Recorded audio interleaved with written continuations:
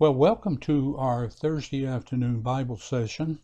We've been doing a lot of our summary and looking at books and things, and we started looking at Israel because anything that affects Israel, it's a reflection on us. It sort of, if you will, sets a stage for us, maybe even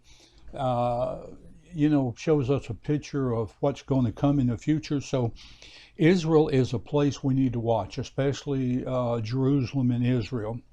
Now, we talked about Israel and it being such a tiny nation in a sea of enemies that has survived all of these years, the test of time, and remained strong through that 3 millennia. Israel has remained small, yet strong and resilient. They're a nation about the size of New Jersey, as we talked about. But as we look at history, we know that Israel was born in the cradle of civilization. The ancient Israelites struggled against all odds to survive, and survive they have because of God. The Old Testament ancient Near East was made up of Canaan, Israel, and of course the West Bank, Lebanon, Jordan, Syria, Iraq, Kuwait, Saudi Arabia, and the mountains located on the westernmost edge of Iran. It was here, as we think about these things, that the culture and influence of three continents, which was Africa, Asia, and Europe, Africa, Asia, and Europe, would converge. Each left its imprint on the history of Israel and the things that took place there. You see, Israel, 400 years of slavery as a people over 3,000 years ago, is only topped by the millions that was murdered in the Holocaust, ending just a mere 79 years ago. Think about that. And how it is possible that this tiny, tiny nation still today stands strong and independent after thousands of years of persecution and nations around them saying they need to be completely destroyed. The answer is found in the Old Testament. The first 5 books of the Bible make up the Jewish law book, what we call the Book of Moses. It is in these books that history behind God's people shows us the picture and reveals to us how this tiny nation can be what they are. As we look at this, we also look at the ancient history of Israel. God made a covenant with Abraham that stands as true in the modern day time as it did approximately 4,000 years ago. In many ways, the datable history of ancient Israel can be traced to the Bronze Age and Abraham, back roughly in 2000 or so BC. Abraham's narrative begins in Genesis 12. Now, as we look at this, we look at Christianity, because Christianity is what we're involved in today. When we know the Lord, we give our life to Jesus and everything. Now, in chapters of Genesis 1 through 11 deals with the prehistory of God's people occurring at unknown dates sometimes and even times. These prehistory events include creations like the flood and the division, creation, the flood, the division of mankind at the Tower of Babel.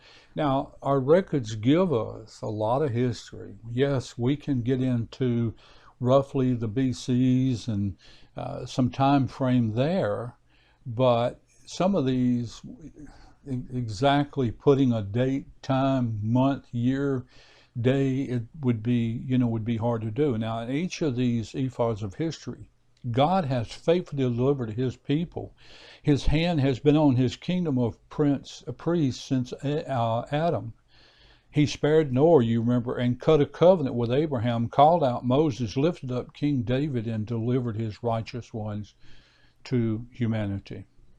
One of God's most recent miracles was Israel reads like a story from the book of Judges, where against all odds, Israel is repeatedly delivered from more formidable foes than ever been. Earlier we talked about they won't even list some of the battles because they're saying that in some of those battles, Israel should have lost but didn't.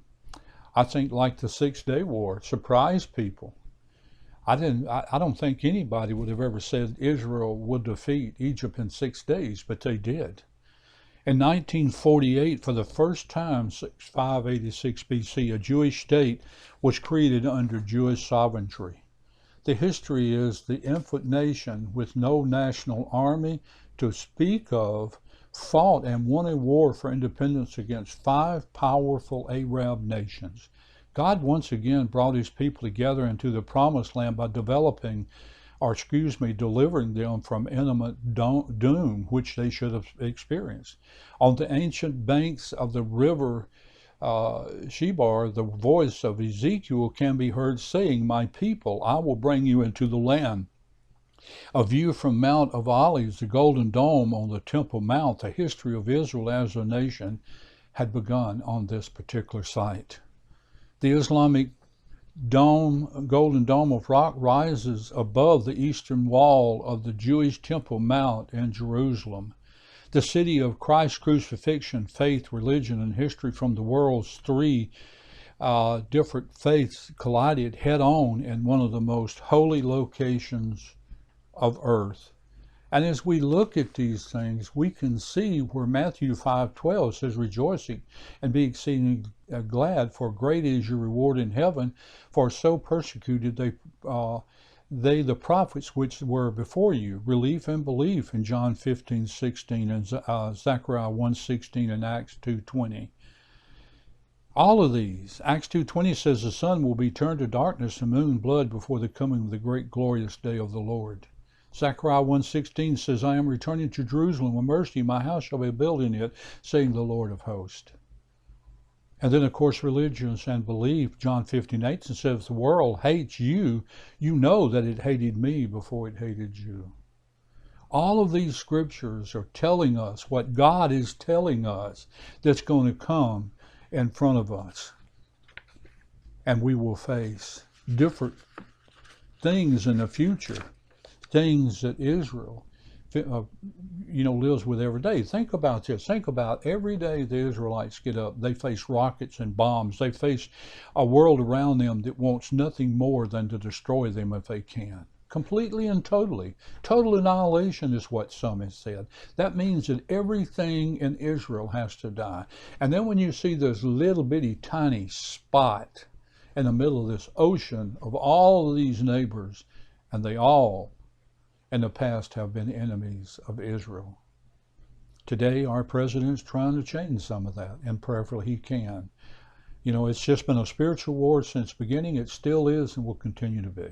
I'm going to stop there. God bless, and I will see you Saturday afternoon. And then, of course, next week we'll come back with the history of Israel and take a look at that. God bless, and I'll see you next time.